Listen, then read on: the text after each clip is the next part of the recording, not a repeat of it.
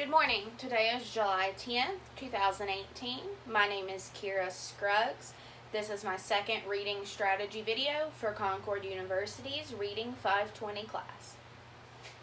My lesson today will be about holding my thoughts, which is the main point of Chapter 6 of Tovani's book, Do I Really Have to Teach Reading? And he also talks about activating prior knowledge and note-taking skills, which was the topic of my last video, and those are involved in this as well a little bit, but the main focus is the holding my thoughts. When the children make a connection to the text that they are reading, they jot down their notes, and then as we go back and read through them together, they can express their thoughts and we can discuss them and see what connections they made to the text from their real lives. Okay. Here's the lesson. Good morning, class. Today we are going to be starting a new performance task about animals and their special abilities.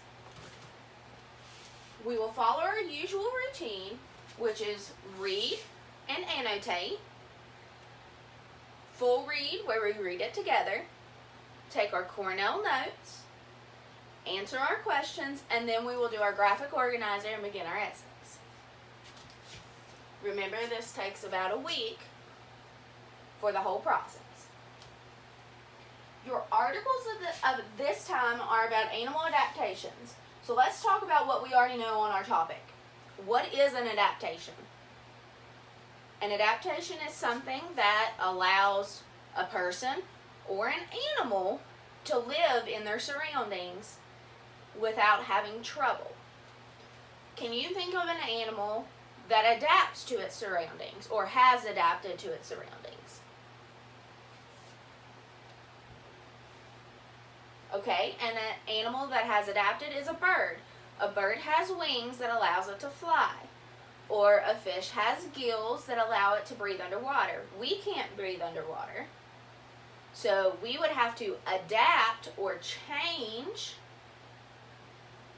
to be able to exist in water.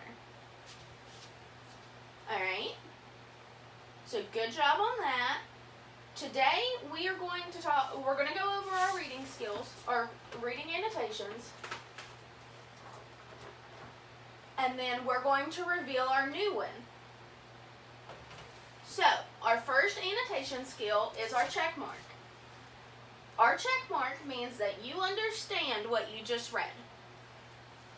An underlined word or detail means that's a key word or a key detail that you think that you're going to need in your notes and you think you might need in your answers. A star means that's really important. That is something very important. I know they're going to ask me a question about that. A circle means I'm not sure what this word is or what it means, or I may just be having trouble reading it. Our question mark means I'm confused. Either something didn't click, I may need to reread, or something just didn't work out for me in that part. An exclamation point means I'm surprised. Whatever that was amazing. I didn't know that. That's so cool. Okay? And then our new one. Our new one is going to be about you, yourself, and your paper. When you read, how many of you have ever read a sentence and said, man, you know what that makes me think of? That makes me think of this time at my grandpa's house that we did this thing and it was so cool. Right, so just about everybody. Well, now, when you have those thoughts, I want you to write them down in between the lines on your paper.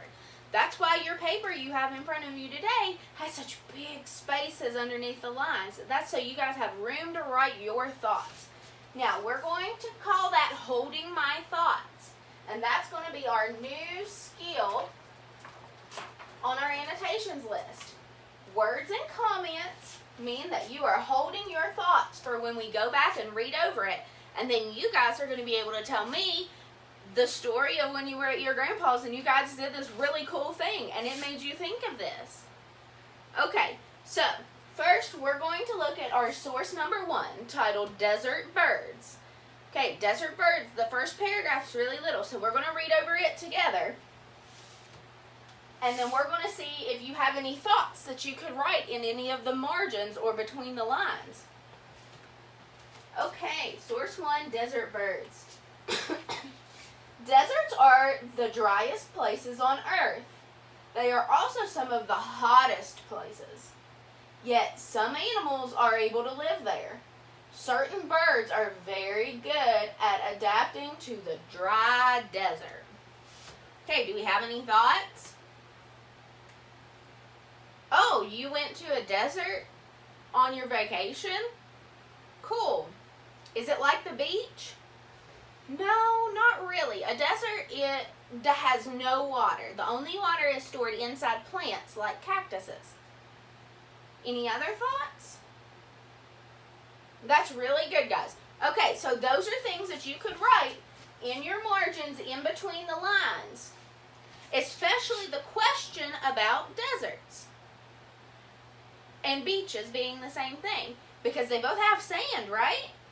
But a desert has little to no water, and a beach has a whole ocean.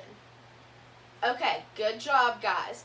Now, I want you guys to read through the rest of our source, and then we're going to go over it, and I want you to make sure you are writing your thoughts and using the rest of your annotations in your paper. So don't be afraid to write on it, just don't scribble all over it. Okay, guys, you have 5 minutes to read source 1. Get started. Okay, that's the end of my lesson. Again, this was a lesson based on chapter 6 of Do I Really Have to Teach Reading? It's about holding your thoughts and making short annotations about connections to real life. This is something that I actually used in my 4th grade class this past year. I didn't know there was more information behind it. But I think that's about it. Thank you for watching.